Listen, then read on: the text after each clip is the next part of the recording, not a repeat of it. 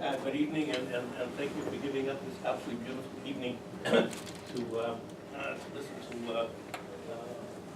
what I hope will be two soporific. I want to thank Yael for inviting me, and this is part of the lecture series that honors Ada Finifter. Yeah, thanks, I should have said that. Yeah. I should have mentioned that. Thanks Yeah, for no. mentioning This is extremely important Yeah. because we don't have that many people who really support the study of Greek Jewry in general, and especially the Romanian Jews in particular. And I think you're most fortunate to have this this series of this contribution that, in fact, may stimulate some people to go further than just some coursework or just some general reading. And if we can get the library sufficiently endowed to see this beautiful literature, both of Greece and of the Greek Jews as well, and other aspects of music.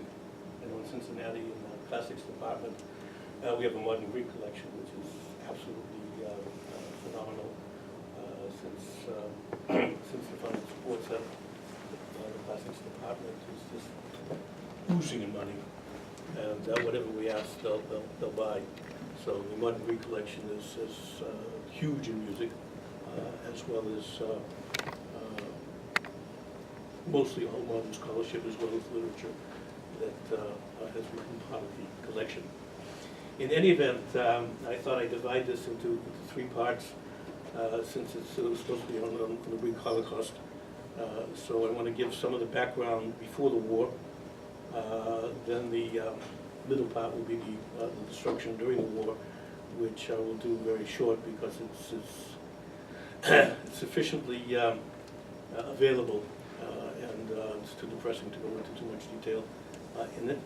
And then we'll deal with the question of resistance, which will also consist of three parts, namely the Jewish resistance in Greece, the Jewish resistance in the camps, and as Ken was interested in that as well, the experience of the Greek Jews in Warsaw in 1943 and 44.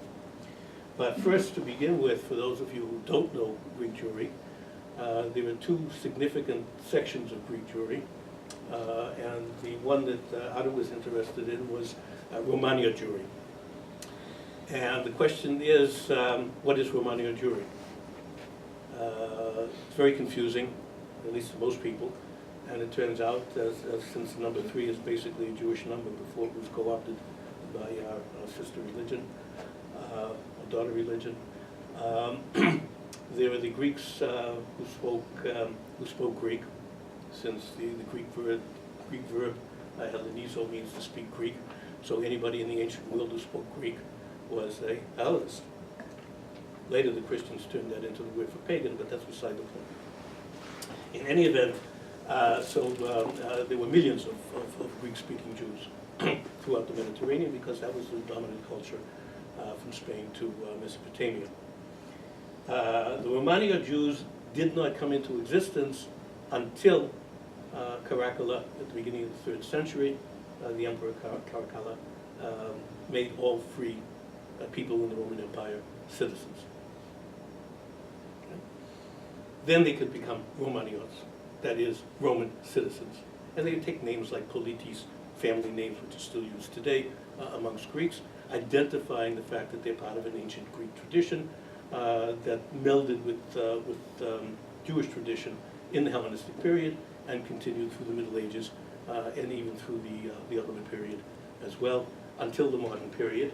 And the problem comes in the modern period, well, it actually came with the 16th century, when the Sephardim, that is, the Jews who were exiled from Spain, came to the Eastern Mediterranean and became prominent and outnumbered the Greek-speaking Jews, although they did not outnumber the Arabic-speaking Jews. But in any event, the Greek-speaking Jews in 1455, as I figured, were deported from northern Greece along the Via Egnatia, which went from Dyrrhachium to Constantinople.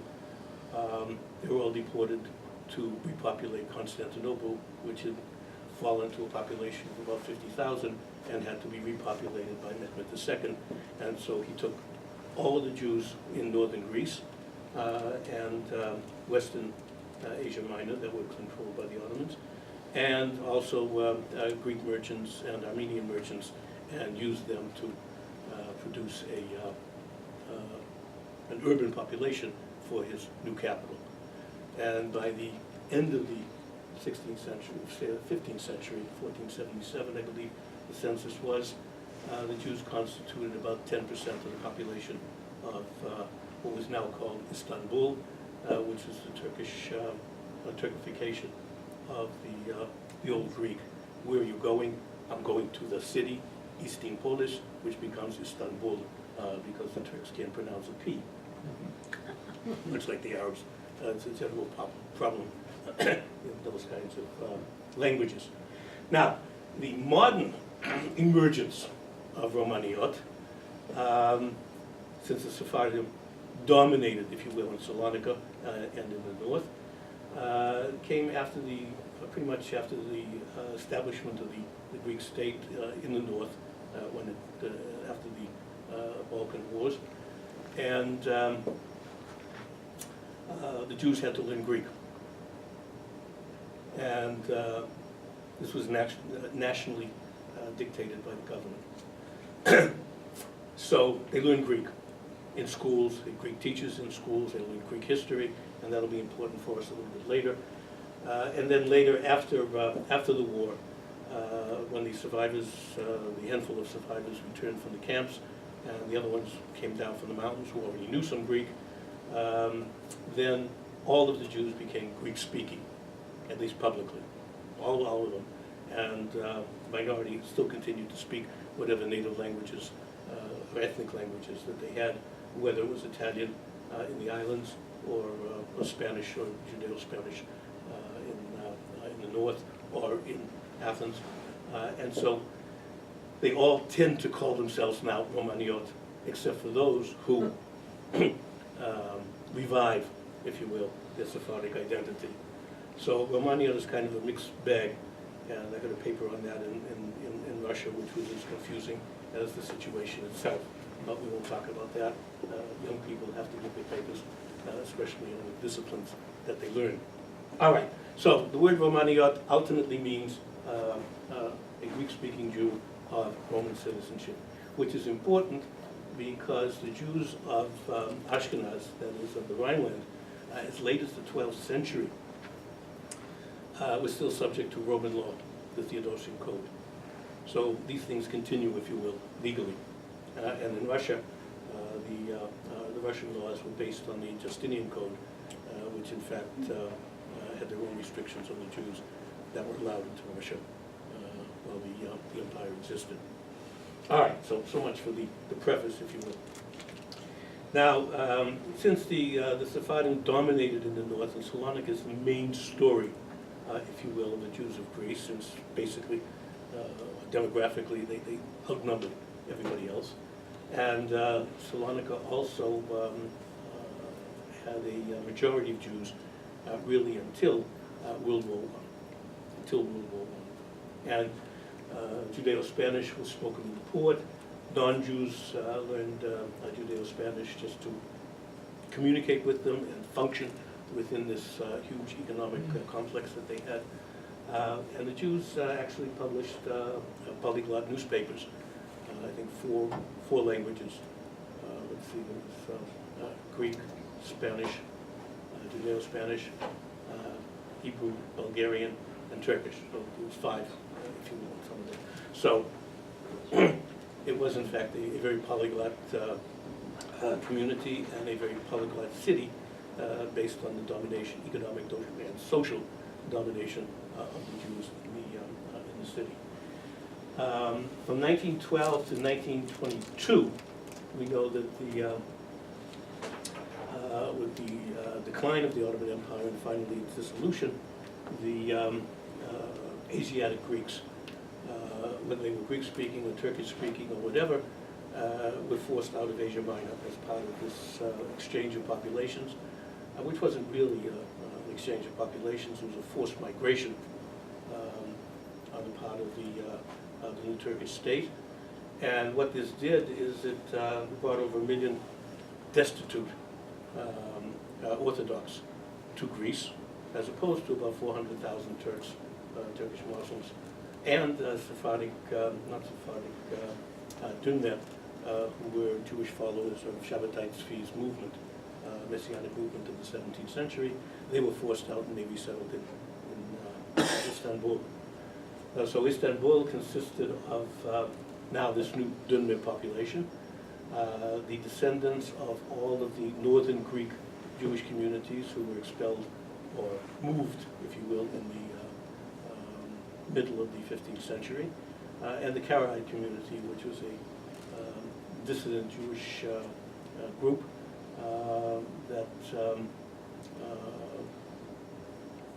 well, it's for another lecture, but the Karaites were in fact defined as Jewish by the governments, even if they kept their own separate kashrut, their own separate texts, and their own separate identities, although they also intermarried, so it's really a very sticky kind of a problem with them. But that's what the Istanbul community consisted of, so it was really a Greek-speaking community as such. In Greece itself, the northern Jewish communities were all Sephardic speaking. The word Ladino, which is usually referred to their language, is really not correct. Ladino comes from the Latin or Spanish ladinar, which means to translate the Bible into Latin. That's it. Okay. Now, Judeo-Spanish is medieval Castilian, 14th century Castilian, mixed with some Hebrew words and probably some Arabic words as well. And once it moved to the Balkans, it added Turkish words and Bulgarian words. And it's a wonderful melange of different. And it's become its own language, literally, with rich literature in the 19th century, and a bevy of songs that go back to the Middle Ages that are carried, if you will, by generations of lovely ladies who sing them to their daughters and then pass them on. Just as the boys learned Talmud, the women learned all of these songs and would carry hundreds of them in their heads. And folklorists and musicologists have been studying them really since the turn of the 20th century and recording them as well. So we have all that material available. So once this mass of Greek immigration came, which turned Athens from a population of about 30,000, they cut down all the olive trees, and in fact it went up to about 500,000. Salonika was flooded, especially the Chalkidiki Peninsula, with Greek refugees who were supported by the government, and under Venizelos, who supervised, if you will, this transfer, there was an attempt to Grecize, if I can steal a term from one of my teacher's generation. In other words, to turn Salonika into a Greek city rather than as a Jewish city. They were settled there, and government policies, if you will, pursued a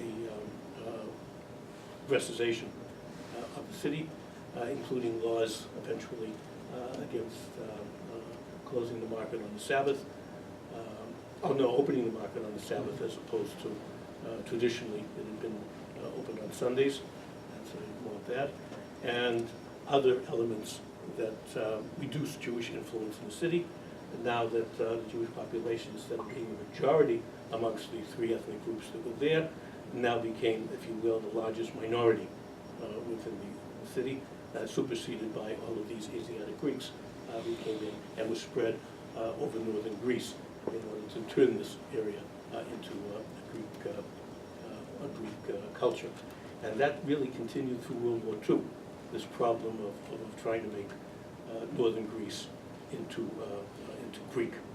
And this was a continuation of the wars of the 19th century, these bloody wars of the late 19th century, both religious and ethnic wars in the north. But again, that's a wholly different story that I want to talk about. Now, The story of Salonika has been told many, many times, and there are many, many people who are doing research on that, and the library probably should be full of those, or you can ask for the free ones that have been published by the Jewish community in Greece, and they're free. So, but they're in French mostly, if not Greek. So, but at least they're available. So we won't go into that. You can catch the story, if you will, in the Encyclopedia Judaica, which you may have in the library. And there's a lot of studies that have been done on the Jews of Salonika in terms of the internal aspect. Salonika was known as the Ir ve'em Israel, the Jewish metropolis. Ir ve'em Israel is actually found in the book of Samuel, meaning a city and mother in Israel.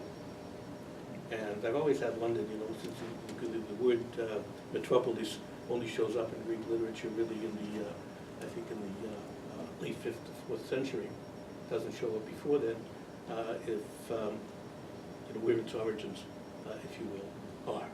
But anyway, we know that the book of Samuel is probably a product of the 11th or 10th century, so at least we have an origin there, and maybe, like other words, it might have crossed over culturally as such. In any event, it supplied all of the rabbis and all of the religious functionaries that were needed to run a community, which is basically based upon the Talmud, and so people had to be trained in it.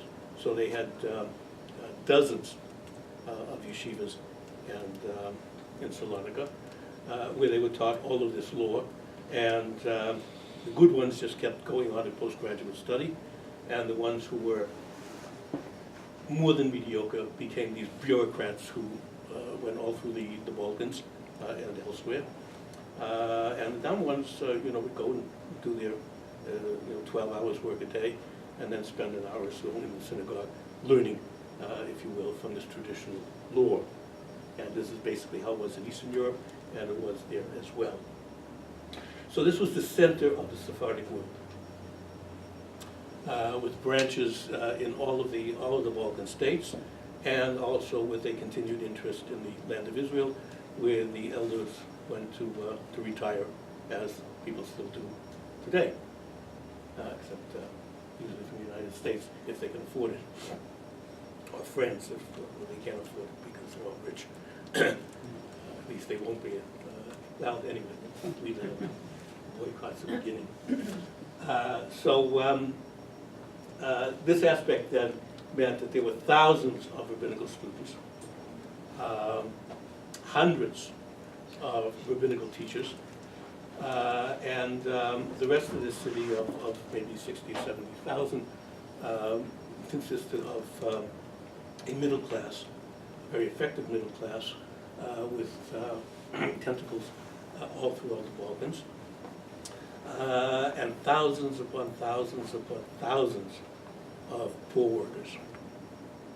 workers. The girls were either house servants or they worked in the tobacco factories, shredding tobacco, which was the major economic resource for Greece. And they're sitting and tearing tobacco leaves, shredding tobacco leaves, 8-10 hours a day for pennies. And during the 1920s, the income for both male workers and female workers was probably the lowest that one could have found really in the 20th century. It was horrendous. But they lived. They had a rich culture to grow up in, to marry in, to produce, and to carry on to the next generation. So this was, in effect, a Jewish city. When David Ben Gurion, in the early 20th century, wanted to learn Turkish, because he was going to run for the Turkish parliament, so he could represent the Jews of Palestine, or Ottoman Palestine. He went to Salonika, and he took up residence with one of the Jewish families.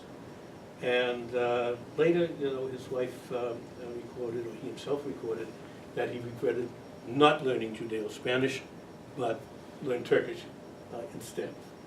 So anyway, that's part of the internal politics. But the one thing that impressed him was that this was the first indication that this yeshiva bocher, who came from a little shtetl in Eastern Europe, had of what a real Jewish city looked like, in which the Jews controlled the economy, they controlled the port, they're very influential in the banking, they were influential also, not as much, well they were before the Turkification, the Grecization of the city after the conquest, in the politics, and the whole religious atmosphere, and everybody was speaking Hebrew. So this to him was the example, if you will, of what Tel Aviv should have been, or should be. And of course, in the 1930s, early 1930s, where the Triple Epsilon, which was a fascist nationalist group in Greece,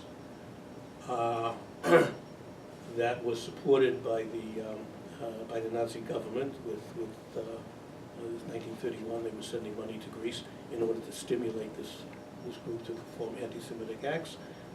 They managed to initiate a pogrom that stimulated some 10 to 12,000 Salonika Jews to emigrate to Palestine. And now there are about 30,000 Greek Jews, Greek-speaking as well as Spanish-speaking, scattered throughout Israel as a result of that, and thereby saved a good selection of that culture from destruction, along with the rest of the city.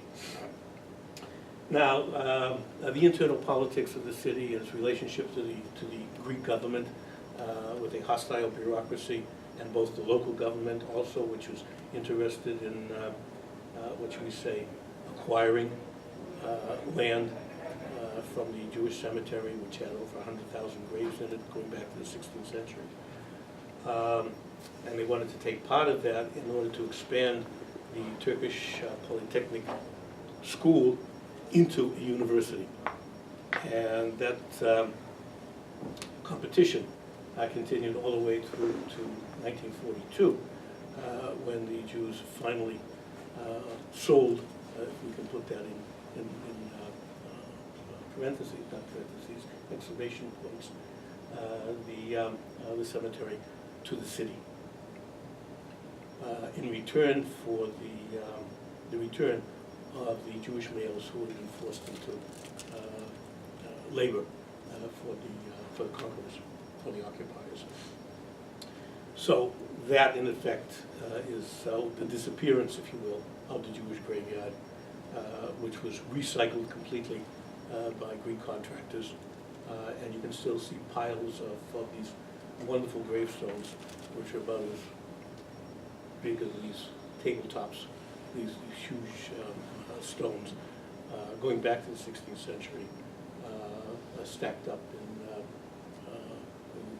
various churches, as well as being used for construction of German swimming pools and walks and other places like that. It's really a nasty kind of thing, but the current mayor of Salonika is trying to redress some of this and will be honored for it with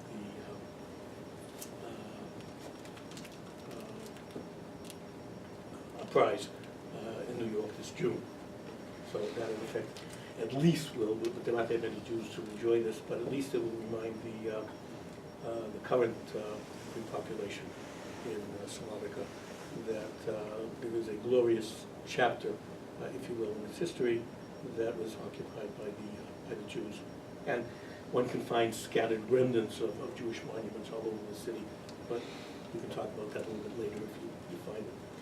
The destruction of the Jewish community began, if you will, in July of 1942, the so-called Black Sabbath, when a little over a year after the occupation, on the surrender of Greece, in which not much happened to the Jews. The rich Jews, of course, fled to Salonika, which was under Italian control.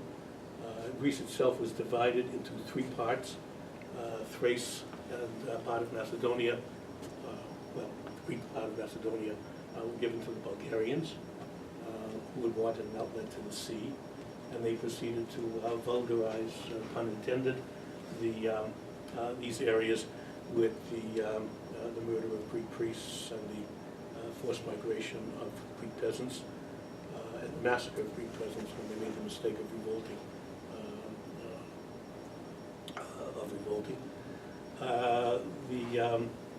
Most of Greece was given to the Italians, and the Germans kept for themselves mainly Salonika because of the importance of this port, and the area of eastern Crete, which was for security purposes as well as for the attacks that were coming on in North Africa.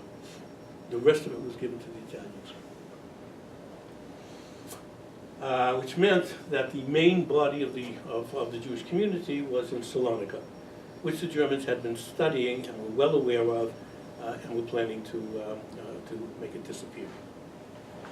So on July of 1942, all of the males were, all the Jewish males were called to report at the Platia Eleftheria, that is Freedom Square. And over 2 days, Saturday, which was an insult to their Sabbath, Sunday was, of course, a church holiday, and Monday, with the rest of them, were all registered, you know, amidst various, which we say, depredations that they suffered, beatings, etc., as such. And then they were called seriatim to go out and do things and repair the damage that the British had done when they departed Greece. Because the British had been brought into Greece in 1941 to help the Greeks prepare, if you will, to defend Greece, to help defend Greece against the Italians, who had already been kicked out of Greece and were freezing in the Albanian mountains. But when the Greeks called for help, the British stripped their North African defenses, sent them to Greece, and established a line in the north between Yugoslavia and Greece in order to prepare for an advance. Yeah, unfortunately for the Greeks, the day that the British were ordered into northern Greece, the Navy was given the order to begin bringing them out. And one can say that the history of Great Britain is a history of glorious retreats. And so they were kicked out. And so they retreated to Crete and left the poor Cretan regiments that had been sent to fight against in Albania, left them in Greece, where most of them starved to death. And this is where the great starvation pictures that we have of Greek soldiers lying in the streets during the in Athens. This is starved to death during the Great Hunger Winter of 41-42. Now, alongside, what's interesting, alongside the British advance into Greece, there was a Palestinian contingent. When the British called for volunteers to join their imperial army, because they got wogs from all over the place, ranging from the Gurkhas to South Africans who served in various units in Greece. There were 2,500 Palestinian Jews and 400 Palestinian Arabs, mostly Christian Arabs. And they went. The Arabs were good because they were all skilled with knives. The Jews were not allowed to carry weapons, so they were mainly mechanics and communications and supply schleppers, because the stevedores of Salonika, who had emigrated back in 1930, now joined as volunteers to go back to their homeland to help save it. And fortunately for them, they survived the war because they were in German prison camps, Stalags, not concentration camps. And most of the ones that were captured, especially since the British abandoned them in Kalamata on the beaches, because they had a line. The most important ones were the Australian and New Zealand fighters, and the governors or prime ministers of New Zealand and Australia said, you take our men out. So what could Churchill do? He took them out. And then they went down the line of the different companies that were there, and at the end of the line were the Jews. So the sergeant or the officer who was in charge of the Palestinian Jews said to his superiors, this isn't right. You know, the Germans have this thing with the Jews. So after considerable argumentation, they moved them ahead in the Cypriots. That's it. So in any event, they were all captured. And what was interesting is in some of the reports that I read, some of the Palestinian Jews who were captured were put under the control of Austrian officers, of course, part of the Wehrmacht, and school chums met each other because there were Austrian Jews in Palestine, and there were Austrian officers in the Wehrmacht, and so they talked to each other. And all sorts of strange things in this war, and as my friend put it very nicely, you can't make these things up. Especially these crazy stories that I've heard and read over the years, and that we can see. And you know, just like you know, university politics, I mean, you just can't make these things up. All right. In any event, so that's the wartime aspect. Now, many of the ones who escaped, and we're talking about some 13,000 Greek Jews, mainly from Salonika, who fought with the Greek army in Albania. There was one group that was called the Cohen Brigade, because almost everybody had a last name of Cohen. It was the most common name, if you will, in Salonika, the religious name referring to the priestly class in Judaism.